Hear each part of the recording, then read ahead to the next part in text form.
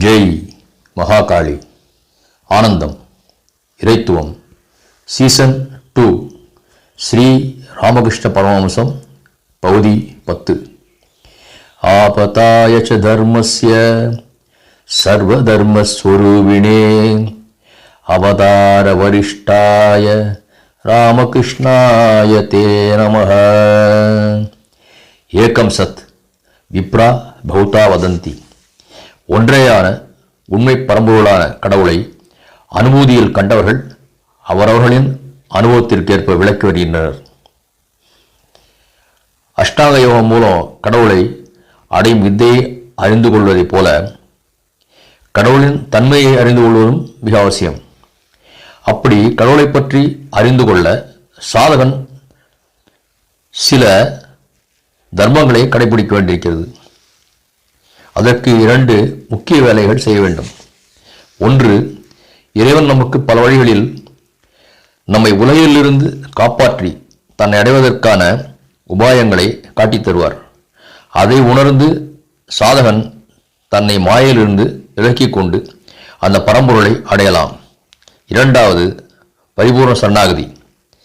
என்னை என்ன வேண்டுமானாலும் செய்து கொள் இறைவா, உன்மேல் எனக்குள்ள பிரேமையை, பேரன்பை, பக்தியை எப்போதும் கொள்ளும் தன்மையை மட்டும் அகற்றாமல் அருள்வாய் என்று அவரது நாமத்தையோ குணநலன்களையோ உருவத்தையோ அல்லது அருவத்தன்மையோ சிக்கன பிடித்து கொள்ள வேண்டும்.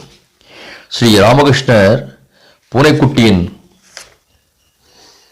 இயல்பின் மூலம் பக்தனின் சரணாகதியை கூறினார். கடவுள் தன் பக்தனை காக்க பல வழிகளில் அறிவுறுத்துவதை ஒரு கதையாக சொல்ல தொடங்குகிறார். உங்ககிட்ட ஒரு ஆபத்து வருகிறது, உஷார் என்று எச்சரிக்கிறார்களே, அவர்களும் கடவுளே. அதற்கு ஒரு கதை சொல்கிறேன் கேள் என்று நரேந்திரர் மற்றும் முதலான பக்தர்களிடம் ஸ்ரீ ராமகிருஷ்ணர் கூறுகிறார். ஒரு காட்டில் சாது ஒருவர் வாழ்ந்து வந்தார். அவருக்கு பல சீடர்கள். ஒரு நாள் அவர் தமது சீடர்களிடம், கடவுள் எல்லோரிலும் இருக்கிறார், எனவே எல்லோரையும் வணங்குங்கள் என்று உபதேசம் செய்தார். ஒரு நாள் அந்த சீடர்களில் ஒருவன் ஹோமத்திற்கு விறகு சேகரிக்க காட்டிற்கு சென்றான்.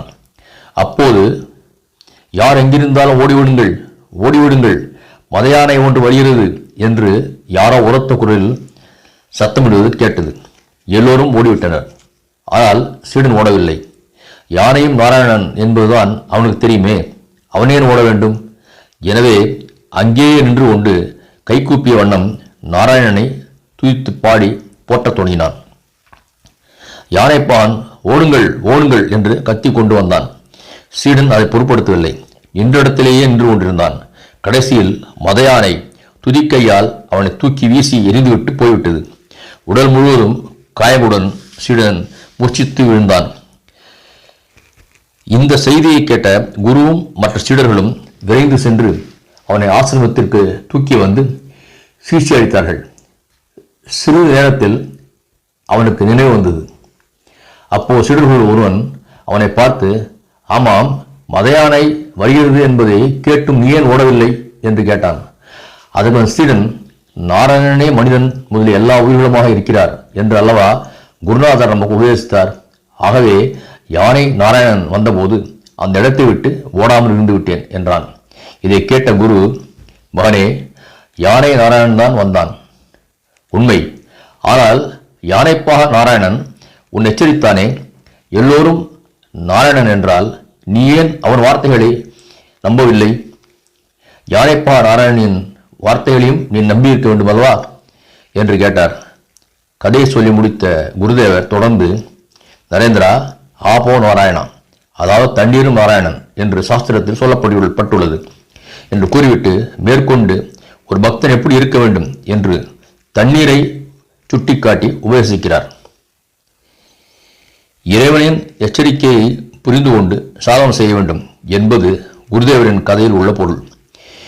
எவ்வளவு ஆழம், எவ்வளவு எளிமை! திருச்சிற்றம்பலம்.